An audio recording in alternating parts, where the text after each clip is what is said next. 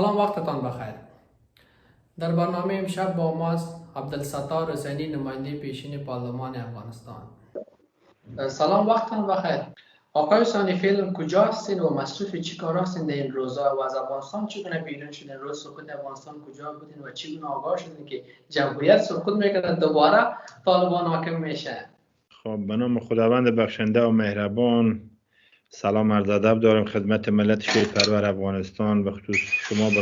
خب، من فعلا در کشور دوست برادر ترکیه هستم. یا در رابطه به سقوط افغانستان، ما از قبل گفته بودیم که افغانستان سقوط میکنه.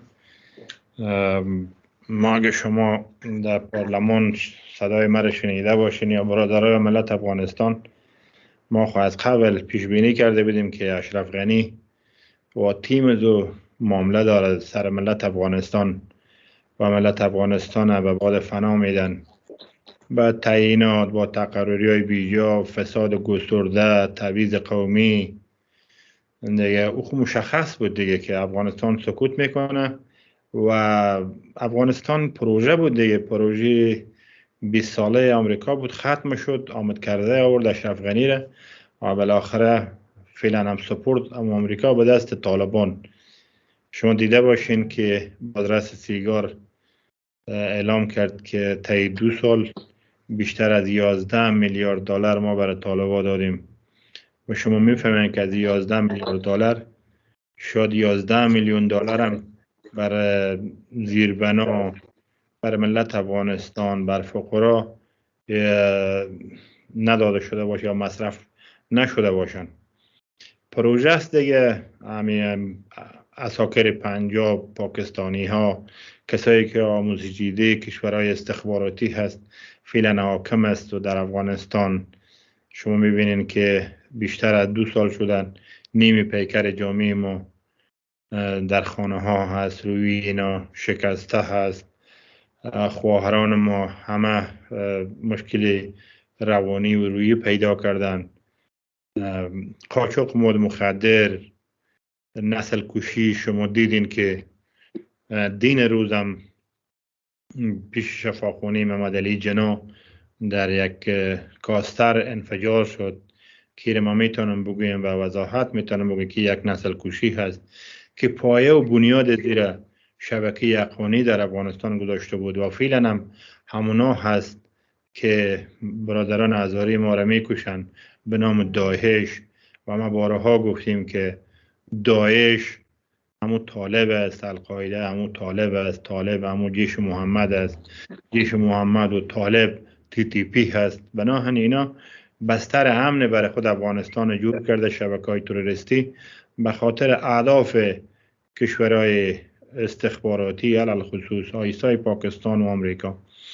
ملت افغانستان سرگردان است، ملت افغانستان بیچاره هست، ملت افغانستان در سر تا سر جهان که شما میبینین در به در و خاک به سر میگردن، خانه، جا، کشور، فامیل، همه چیز به جا موندن و ملت افغانستان بیچاره هست. و من چه رقم در افغانستان گیر ماندم دیگه. وطن فروخته بود، ما از جمله کسایی بود که ما را فروخت، مانند تمام ملت افغانستان. من در فرا بودم، ما را آقای محمدی روان کرد که برین شما در ولایت فرا باشین کنار نیروهای نظامی. اما متاسفانه از قبل پلان شده بود که باید ولایت تسلیم کنن. از قبل والی فرا طالبان را در فرا جابجا کرده بود. ما که رفتیم امو شو سر ما حمله شد، چند شب ما به لوای فرا ماندیم و بالاخره تانست خود بکش کابل هم آمدیم. کابل هم سکوت کرد. تقریبا 3.5 ماه طرف ولایت‌های شمالی بودیم، شکردره. بالاخره کشیدیم خود ازبکستان. از ازبکستان هم ترکیه آمدیم. با تاریخ 16 هوتی 1400 با نظامیای واقعی، نظامیایی که قربانی شده بودن، نظامیایی که طی سالیان سال، طی 20 سال برای نظام جمهوری زحمت کشیده بودن، زخمی شده بودن، جان داده بودن، از منافع و تمامیت ارضی وطن دفاع کرده بودن. همراه نظامیای واقعی شیشتیم، جبهه آزادی را ایجاد کردیم. آنچه که بر ملت افغانستان و جهانیان مشخص است، جبهه آزادی گفتگو را با طالب ها اصلا به خیر ملت افغانستان و مردم افغانستان علی خصوص نظامیان نمیدانند. دیگه هیچ راه بدیل ما نداریم بجز از نابودی طالب، به خاطر که طالب یک پروژه هست. طالب به خاطر نابودی افغانستان آمده، به خاطر استخراج و چوری چپاول معادن افغانستان آمده، افغانستان نامبد کنه به سطح جهان، از پروسی مواد مخدر رو گرفته تا اختطاف و آدم کشی و قتل هم انسان ها رو بکشن، چیز دیگه نداره. بنان با گفتگو با طالب و خودکشی هست. آقای حسینی، شما گفتن که غنی کشور را به طالب تسلیم کرد، ولی شما هم در حکومت در 20 سال شما هم شریک هستید. چقدر خود را مقصر می‌دانید در سقوط جمهوریت؟ خب ببینین، مقصر خو تمام کسایی که زیدخل قضایا دستن در کار بودن مقصر است. ما هم شاید یکی از او کسایی باشیم که بار ملامتی را تنها به دوش یک فرد نمیگذاریم، اما دین ایمانی وجدانی که من حیث یک انسان مسلمان و افغان حس داشتیم. یعنی 1.5 سال قبل ما همراه وزیر دفاع، وزیر داخله آقای اندرابی، رئیس عمومی آقای سراج ششتیم، گفتیم که افغانستان تسلیم میکنه بر پاکستانیا، بناهن بیاین کودتا کنین، اشرف غنی را سرنگون کنین. گرچه که در قانون اساسی کودتا نیست، اما به خاطر خیر و فلاح و بقای نسل آینده افغانستان باید این رژیم بخواد پس کنیم که نظامیا حکومت نظامی را اعلام کنه برای 1 سال 2 سال. بعد هر کس که میایه انسان های بیطرف با وجدان با وقار بیای خود کاندید کنه رئیس جمهور شود. اما اشرف غنی یک انسان خود فروخته بودن، مشخص بود از پروسه تسلیمی افغانستان. اشرف غنی از دو زمان سر دو پروژه کار میکرد که مسئول انتقال نیروهای خارجی بر افغانستان بود. در هر ولایت میرفت پرچم میبوسید و کلگی ایله بود، نیرنگ بود. کلگی را از دو زمان بعدا هم به ریاست جمهوری 2 دفعه هم خود کاندید کرد، نبرد. خود آمریکایی ها و خواست که بادی باشه، به خاطر که با موجودیت آمدی کرزی، با موجودیت دکتر عبدالله، با موجودیت اشرف غنی، امرالله صالح، آقای دانش، با موجودیت زینا میتونست که افغانستان طویل همه گروهی که فعلا حاکم است، یک گروه تروریست جانی که به هیچ معیار برابر نیستن، این پروژه بود از طرف خارجی ها و این پروژه خودم تطبیق کرد و این سر هیچ افغان دیگه نمیتونه تطبیق کنه، به خاطر که هر افغان می بود او اس انسانیت و مردانگی زنده بود، افغانستان به باد فنا نمیداد. آقای حسینی، طالبان حکومتشان را مشمول میداند و تعریف شما از حکومت مشمول چیست؟ خب حکومت همه شمول نتیجه نداده، مانند حکومتی که بین آقای آمدی کرزی و دکتر عبدالله بود، بین اشرف غنی و عبدالله بود. حکومت هایی بود که شما دیدین وقتی که والی را روان میکرد به یک ولایت، قماندان امنیه بود از آقای غنی، رئیس امنیت را میکرد دکتر عبدالله. بنان اینا همیشه در تقابل بودن و باعث مشکلات فعلی افغانستان همین مردم ها بودن. حکومت در افغانستان با موجودیت طالبا به هیچ عنوان هیچ حکومتی مؤثر نیست. هیچ حکومت مؤثر نیست. حکومتی که در افغانستان مؤثر است باید عساکر حافظ صلح در افغانستان حاکم شود، خلع عمومی صورت بگیره در افغانستان و هر کسی که واقعا زعیم ملت افغانستان میخواد شود، مردم افغانستان آزادانه عادلانه پای صندوق‌های رای بده و زعیم خود انتخاب کنن. بناهن به نام امیرالمومنین و حکومت عام شمول و اینا درد ملت افغانستان رو دوا نمی کنن. باید ملت افغانستان صندوق‌های رای برن و زعیم خود انتخاب کنه و طالب سر اقتدار نباشه در افغانستان. شما دیدین که اگر طالب میتونه حکومت کنه طی 2.5 سال میتونه حکومت کنه. ملت افغانستان کلگیر فراری کرده، ملت افغانستان میکشن، اموال و جایداد اونا را میگیرن و شما ببینین که تمام جرم جنایتی که در افغانستان صورت میگیره ایره آدمای معمولی نمیکنه، اینا رو خود طالبا میکنه. یعنی شما ببینین کسی اگر یک قبضه تفنگچی داشته باشه او را آن واحد استخبارات طالبا میگیرن دستگیر میکنن، ولی داخل شهر کابل به مناطق هزارنشین بیش از روز اقتدار دینا که آمدن تا یک معامله کابل گرفتن، بیش از 20 مراتبه است که برادران هزاره ما را شهید میکنن و این با صراحت میتونم بگم که یک نسل کشی است. آقای حسینی، آیا امکان تعامل شما با طالبان و برگشت به افغانستان وجود دارد؟ با طالب تعامل خودکشی هست. با طالب به خاطر که تعامل با طالب او دیدگاه او تعقل طالب نداره که با طالب بشینی پای میز گفتگو و بشناسن. کسی که میگه خودشونا خدا رو میشناسن، بنای نه اینا خود میشناسن نه خدا رو میشناسن. با کسی که خود و خدا رو نمیشناسن گفتگو و تعامل بازم تکرار است، خودکشی هست و رفتن ما در افغانستان حتمی هست. سرزمین ما هست، وطن ما هست. انشالله و رحمان که به افغانستان میریم که ما تنها نمیریم، ما میریم که ملت افغانستان خود برن جایگاه خود تمام تاجیک هم جایگاه خود ببینن و خود وارث افغانستان بدانن و حق مالکیت رو بفهمن که افغانستان مرتبط به محض و ما باید برای ملت افغانستان و افغانستان خدمت کنن. نگوین که ما برتر هستیم از یک قوم دیگه. ما برتری جویی را نمیپذیریم. ما در افغانستان 3 گروه مردم داریم.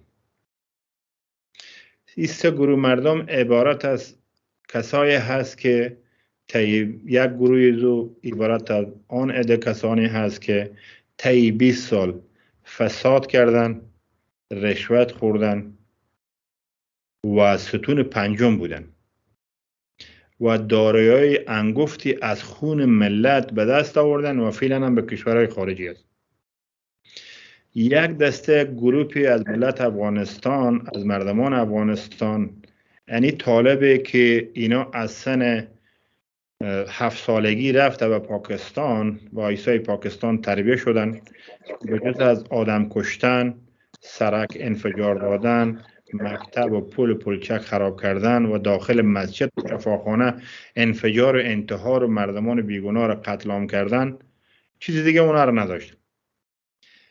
دسته سوم مردمان روشنفکر، مردمان شریف، مردمانی که همیشه قلب و هوش و ذهنشون بر مردم افغانستان، بر خاک افغانستان، بر تمام اقوام افغانستان سوختن و تپیدن، اینا هستند. این دسته را نه جامعه جهانی به رسمیت میشناسن، نه امروز اینا تماس میگیرن و نه فرصت میدن که اینا بر مردم افغانستان و افغانستان خدمت کنن و این دسته بیشترین قربانی را هم داده برای مردم افغانستان، چی در زمان جمهوریت بودن، چی ما قبل از بودن و الا اکنون و فعلا هم کوشش داره که برای افغانستان خدمت کنن و انسجام و وحدت بین اقوام ایجاد کنن. اما متاسفانه که در رأس امو امریکاست، میگه ما بدیل طالب نمیتونیم دیده. خب ما میخوایم بردونا بگوییم که خاک به سر دو عده کسانی هست شوه که اونا به خاطر عزت، شرف، حق و حقی امسایه ها به سطح ملی و بین المللی تلاش میکنن. جایگزین و بدیل طالبی که انسان ها را میکشن، طالبی که به حقوق بشر پایبند نیست، به حقوق خواهران و مادران ما پایبند نیست، حق کار خواهران ما نداره، حق تحصیل ندارن، قاچاق مواد مخدر میکنن. بزرگترین بستر امن تروریستی در جهان که از سر تا سر جهان تروریست ها داخل افغانستان است. آیا این دسته مردمی که به خاطر افغانستان کار میکنه و قشر روشنفکر و با انگیزه هست جایگزین طالب شده نمیتونه. این برای من جای تعجب است که نهادهای ملی و بین المللی و سازمان ملل متحد و کشورهای بخصوص آمریکا، انگلیس، ناتو و کشورهای همسایه اینا را بدیل یک گروه تروریست نمیده. ما جهان بعد از او دسته کسایی که به خاطر عزت و وقار مردم افغانستان و به خاطر نسل نوین و آینده افغانستان و به خاطر تمامیت ارضی و جغرافیای افغانستان زحمت میکشه و به خاطر متفق بودن اقوام زحمت کشیده و میکشن با این دسته در ارتباط شوند و این مردم بتانن در آینده کمک شوند که بر افغانستان مصدر خدمت شوند. اما متاسفانه او گروه ستون پنجم و فساد پیشه و این گروه تروریست اینا هیچ وقت مؤثر واقعی نمیشه بر افغانستان. آقای حسینی، آیا شما از عملکرد جامعه جهانی در قبال طالبان راضی هستید؟ با موجودیت طالب ما به هیچ جای راضی نیستیم. طالب یک موجود اضافی هست که بالای هر نقاطی که از کره خاکی را میره و یک موجود اضافی هست.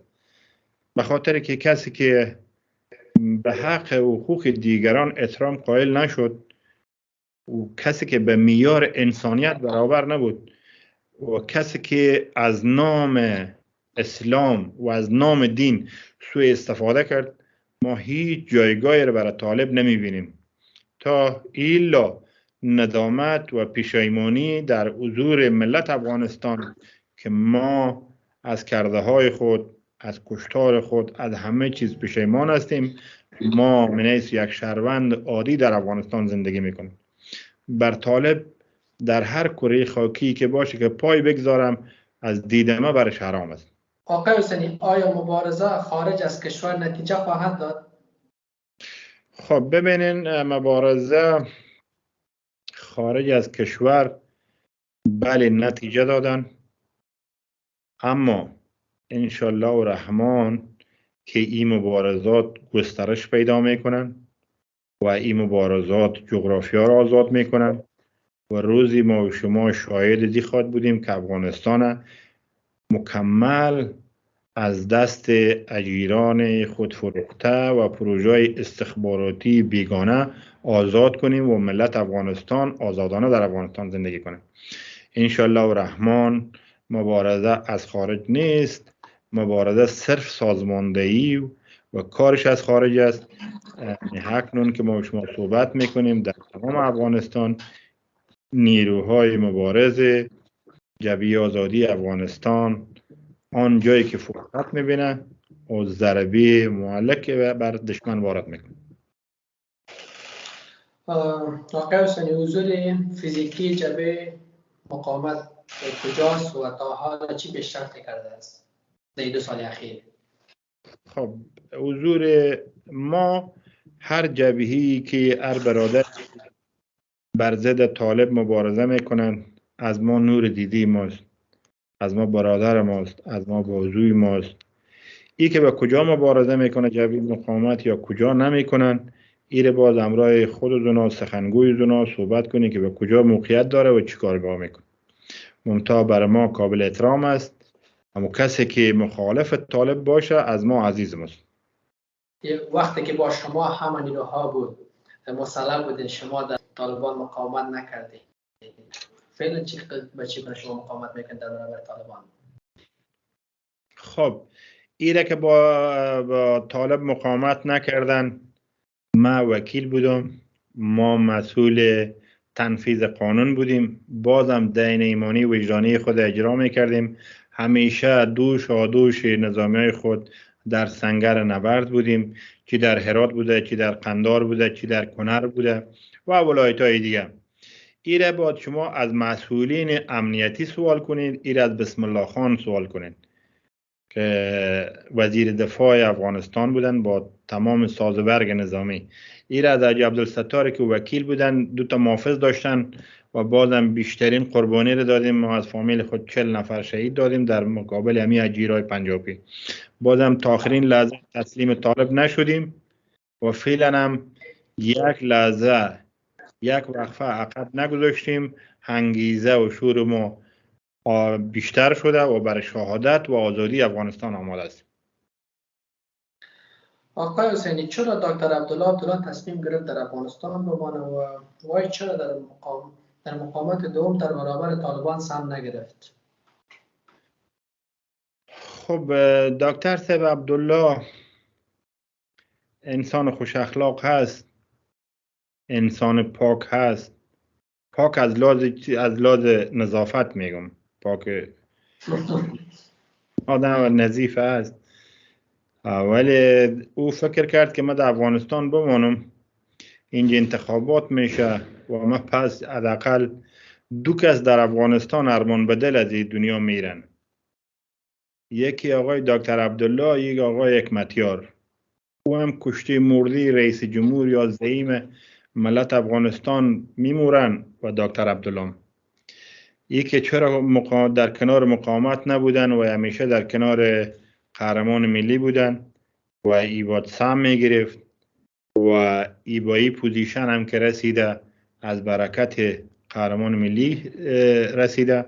اما متاسفانه که فعلا در کنار طالبا هست، گرچه که طالب اگر هندم میره با اجازه طالب میرن، چرا شرایط مساعد کنن که در افغانستان بمانن.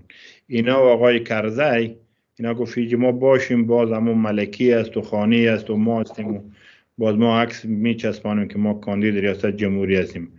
ولی فعلا شرایط برای دو طالبی تصدیق کردن که اگر قرین هم کسی میای با استخبارات و وثیق خبر باشه که امروزی با کی ملاقات میکن. اونا مرگ تدریجی دارن.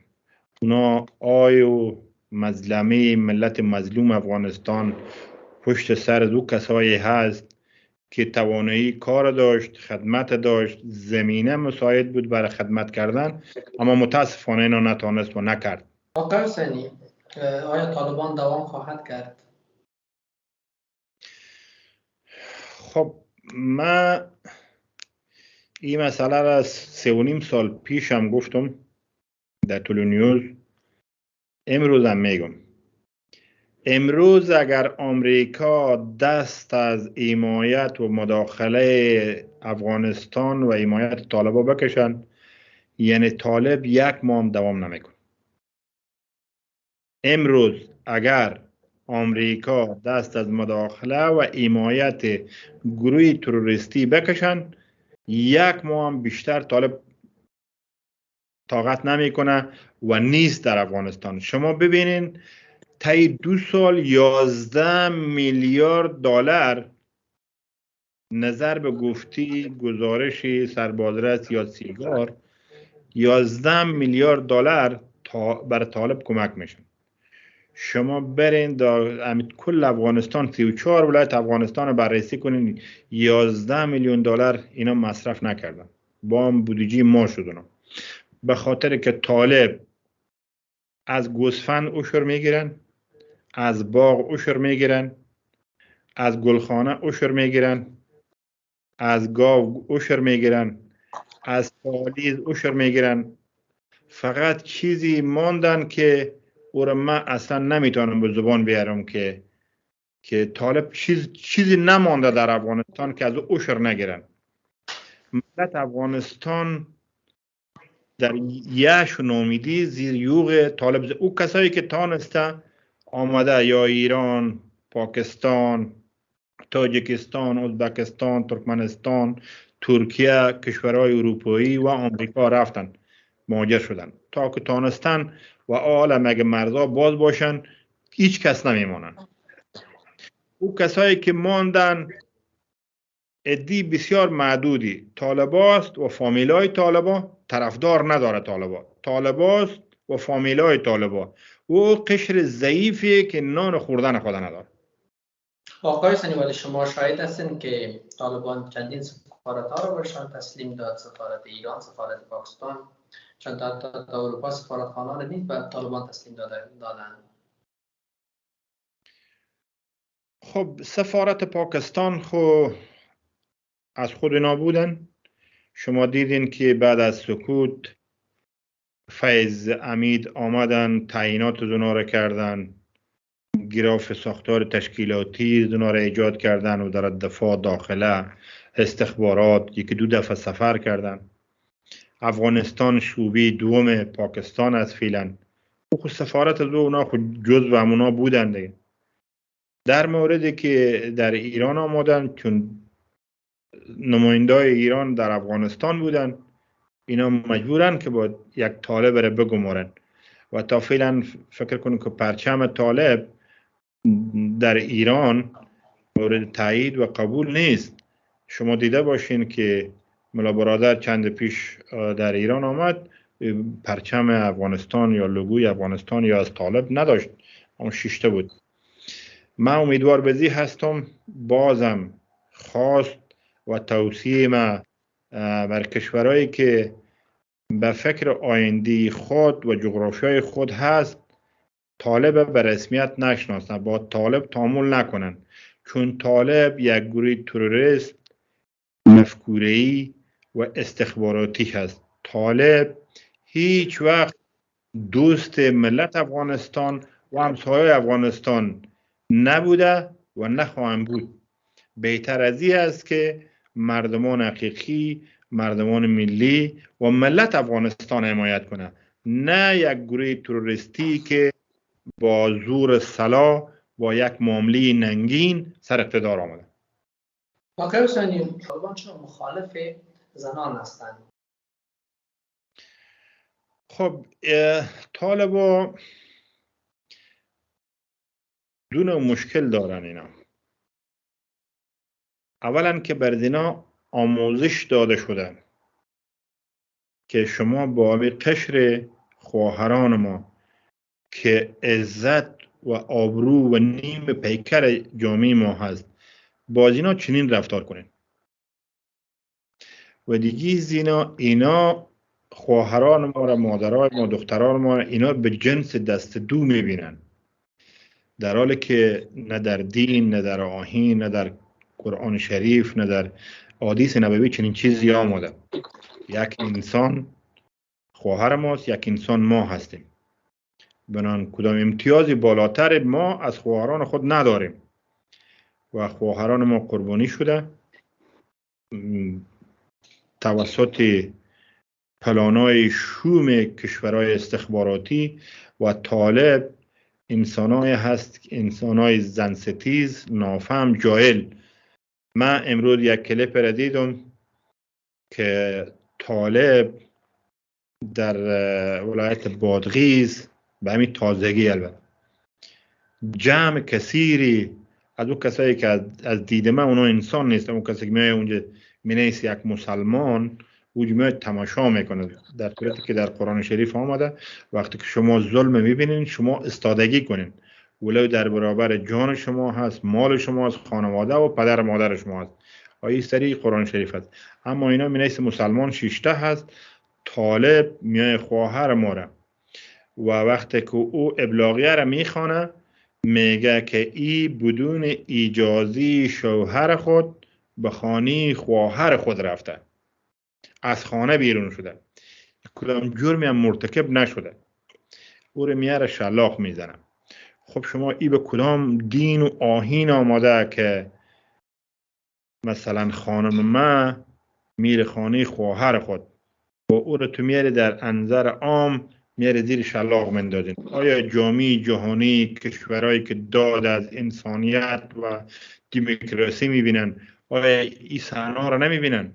و بازم اینا رو کمک میکنه و 11 میلیارد دلار در اختیار همینطور گروه متاجر اجیر و جابر میارن تسلیم میکنن. پس این چی وانمود میکنن؟ پس آمی و ایمای کننده اینا کی هست؟ طالب. ما خود با طالب در سنگرهای نبرد دیدیم. طالب نه ایمان دارن، نه جنگ دارن، نه او توانایی را دارن که افغانستان بتونه حراست کنن و پاسبانی کنن. آمریکا اونا را آوردن، اهداف دارن، مشکلات دارن با روسیه، مشکلات داره با چین، مشکلات داره با ایران. اهداف خود توسط این نیروی فیزیکی ارزان و از خدا بیخبر و قربانی هم است ملت افغانستان تطبیق. حسینی، شمار سیاسیون پیشین افغانستان میگوید که یگانه راه حل افغانستان تجزیه افغانستان است. آیا تجزیه افغانستان با فایده افغانستان خواهد بود؟ خب او کسایی که ادعای تجزیه افغانستان دارن، من فکر کنم که او بحث استخباراتی هست. او کسایی هست که هر کدوم از اینا مرتبط به یک کشور استخباراتی هست. تجزیه افغانستان غیر ممکن است از دید من. نمیگین چرا؟ ما مثلا وصلت داریم با برادران تاجیک خود. برادران تاجیک ما وصلت داره با برادران هزاری ما. برادران هزاری ما با ترکمن ما. برادران ترکمن ما با بلوچ، نورستانی، حماق، پشه‌ای. بنان ملت افغانستان بافت خورده هست. هرات در کابل آماده، کابل در پنشیر آماده، پنشیر به فرا آماده، نیمروز آماده رفته پکتیا. بنان این مسئله تجزیه، هر کسی که این مسئله تجزیه را گپ میزنن، این دور از عقلانیت است. بنان بهترین راه چاره متفق بودن ملت افغانستان، چیره های واقعی افغانستان. همین افغانستان متعلق به تمام ملت افغانستان است. هیچ کس در افغانستان از کس دیگه برتری ندارن. هیچ کس اصل و نسبش بالاتر از برادر افغان دیگه ما نیستن. باید تمام ملت افغانستان ما وارث همین افغانستان خود بدانن. به تجزیه افغانستان هر کسی که دامن میزنن دوست افغانستان نیست. اما با موجودیت طالب هم زندگی در افغانستان امکان پذیر نیست. باید طالب دست از غلامی کشورهای غیر برداره، تن بده بر ملت افغانستان، بر زندگی صلح‌آمیز در کنار ملت افغانستان. با این تکروی و با این انفجار و کشتار و که اینا برادران هزاره است باید کشته شود. برادران هزاره ما بهترین مردم است، شریفترین مردم است. اونا برادران شیعی ماست. ما با حضور خدای پاک استاد میشیم، ما دستای خود بسته میکنیم، اونا دست خود باز میکنه. قبلی ما یکی هست، قرآن شریف ما یکی است، خدای ما یکی است، پیامبر ما یکی است. اونا دست باز نماز میخونن، ما دست بسته نماز میکنیم. بنان هیچ نوع تفاوت وجود نداره. اونا مسلمان است، ما مسلمان هستیم. ما از برادران هزاری خود هیچ برتری نداریم. برادران هزاری ما از اکثرا برتری داره که اونا پی علم است، دانش است، فهم است، کار است. اونا هم قابل احترام است که در آینده بر افغانستان میتونه موثر واقع شد. آقای حسینی، ببینید در افغانستان هیچ نظام دوامدار نبود. چرا؟ علت اول زی هست که حکومت‌های افغانستان همیشه پروژه‌ای است. حکومت پروژه‌ای هیچ وقت دوام نمیکنه. مثلا شما در زیر رسانه استخدام شده مینیس یک ژورنالیست. رسانه ورشکست میشه و رسانه شما رو پس میکنن. پروژه هست، تمویل کننده زو پول نمیدن. بنان شما میرین به یک کار دیگه روی میاره. حکومت های افغانستان از زمان حزب دموکراتیک خلق افغانستان که روسا آوردن، باز مجاهدین شدن، طالبا شدن، باز طالب شد، باز مجاهدین شد، باز حامد کرزی شد، اشرف غنی شد، باز طالب شد. شما ببینید این پروسه را سیل کنید که کدام کشورها زیده قضای افغانستان بودن، نخواستن. هرگاه که به مراد دل زونا نبودن، اونا را پس کردن، کسی دیگر آوردن. یک. دوم ازی که هیچ وقت زعیم افغانستان از بین مردم انتخاب نشدن. وقتی که یک زعیم، یک رئیس جمهور، یک رهبر و خواست مردم نباشن، این نتیجهش است. کار کردن، زحمت کشیدن بر ملت افغانستان بسیار یک بار سنگین است. کار کردن، زحمت کشیدن بر ملت، بر خلق الله، او هر کس نمیتونن. بنان او کسایی که توانایی کار داشتن، اونا با کشورهای استخباراتی منطقه و فرامنطقه زیدخل قضایا نبودن. اونا رو نمیپذیرفت. به خاطر که هر کشوری از خود اهداف دارد. اهداف رو پیاده نکردین، سرنوشت کنه اشرف غنی آنچه تعهد کرده بود فساد نیست، فساد 100 برابر شد. مسائل قومی نبود. مسائل قومی شما میدیدین که اشرف غنی خطرناکترین نشنالیست افغانستان. بناهن ملت افغانستان اگر میخواد افغانستان داشته باشه باید به خود بیایه، پشت مسائل تاجیک، پشتون، ازبک، هزاره نگردن. هر کسی که بر افغانستان، بر اولادشون، بر آیندهشون، بر جغرافیا و بر ولایت و قریض مفید است، در کنار او کس باشه، نه در کنار به نام یعنی کجا این دکتر طیب عبدالله، کجاست حامد کرزی، کجاست اشرف غنی. اینا مثالی هست که به می اواخر طی 20 سال بودن.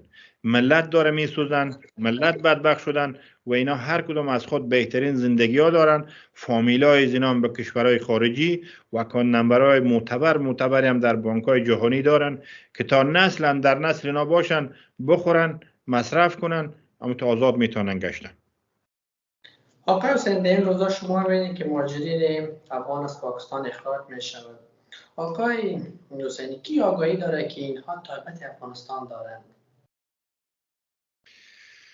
خب ببینین، اولا که این یک پروسی استخباراتی هست. پروژه استخباراتی مثل که انال ما شما بعد از سالیان، گرچه که ما 2 سال در وقتی که اشرف غنی رئیس جمهور بود میگفتیم که پروژه است افغانستان به تباهی میبره و تمام مدارک ما هم هست. ای تو بحثا، اینا بحث های استخباراتی است که بعداً افشا میشه، اما اطلاعاتی که به دست ما هست این یک تفاهمی است بین طالب ها و آیسای پاکستان. شما ببینین تمام ملت افغانستان برادرای ماست، تمام ملت افغانستان نور دیدی ماست، منهای طالب که طالب هیچ جایگاهی نداره پیش ملت افغانستان و پیش ما.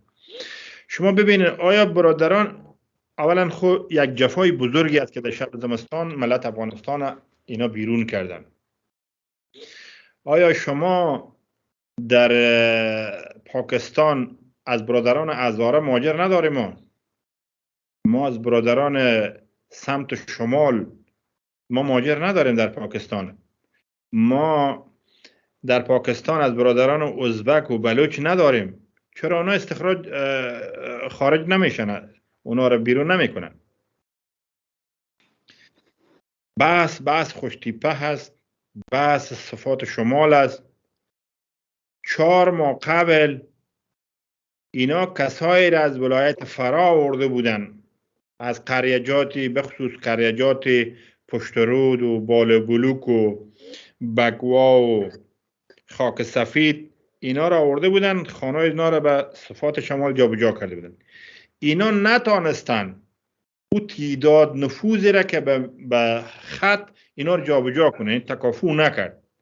بعد به تفاهم اینا را کشیدن، اینا را آوردن که اینا از قسمت نورستان ایره میخوای وصل کنه عین تا فاریاب تا به بادغیسه.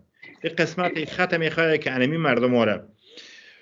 اون نفر میگه، او کلیپ از پیش ما هست، میگه پدر ما پاکستانی هست، بابوی ما پاکستانی هست، من کارت پاکستانی ما میچ افغانستان آبا و اجداد من ندیدن، مرا چرا بیرون میکنه؟ او پنجابی است، اردو گفت، من از پنجاب هستم، مرا چرا افغانستان میبره؟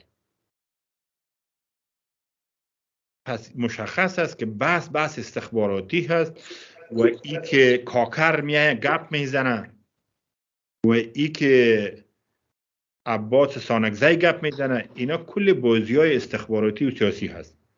اگر بیای بگه والا ما گفتیم که اینا رو بیرون کو، خب ملت افغانستان میان استاد میشه، تو گفتی مرا بیرون کو، بیا مرا نان بده، بیا مرا جای بده، من خانه ندارم. اکثرا اینای کسایی که میایه داخل موترهای خود خیمه امکانات داره، از قبل تمام جی پی اس لوکیشن و مقدار زمین دونه به صفات شمال مشخصه که آجی عبدالستار به این نمبر، به این کود، به این جی پی اس، به این لوکیشن فلان جا میره، خیل و خیمه خور میزنه، بعدا هم بر خود کار میکنه، خانه میزنه اونجا هست. یک بحث استخباراتی هست، یک پروژه هست یک پروژه دراز مدت است و اینا را باید بیرون کنه.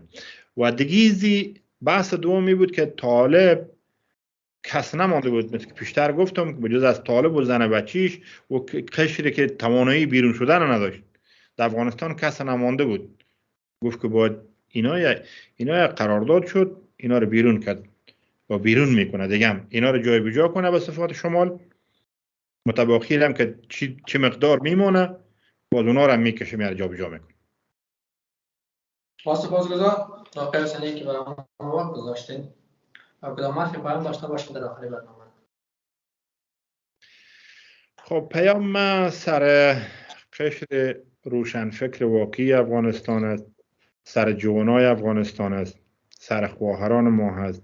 واقعا که یک چیزی رو باید یادآور شه که خواهران ما مبارزه کردن، هیچ وقت زحمات و مبارزه های اونا فراموش ملت افغانستان و ما نمیشن. ما در کنار خواهرای خود هستیم. هیچگاه تا حق و حقیق خواهران ما 100% تأمین نشه و با طالب تعامل نکنن. افغانستان آزاد میشن و پیام بزرگا و جوانا و کشور خواهر متفق شویم، کنار هم استاد شویم، مسائل زبانی و قومی را دامن نزنیم، به خاطر آزادی افغانستان بیشتر اتفاق نظر کنیم، منسجم شویم و باید بر علیه طالب تا آخرین قطره خون خود مبارزه کنیم تا که افغانستان خود آزاد کنیم. سپاسگزار. وقت خوش. خدا نگهدار. تشکر برادر ما.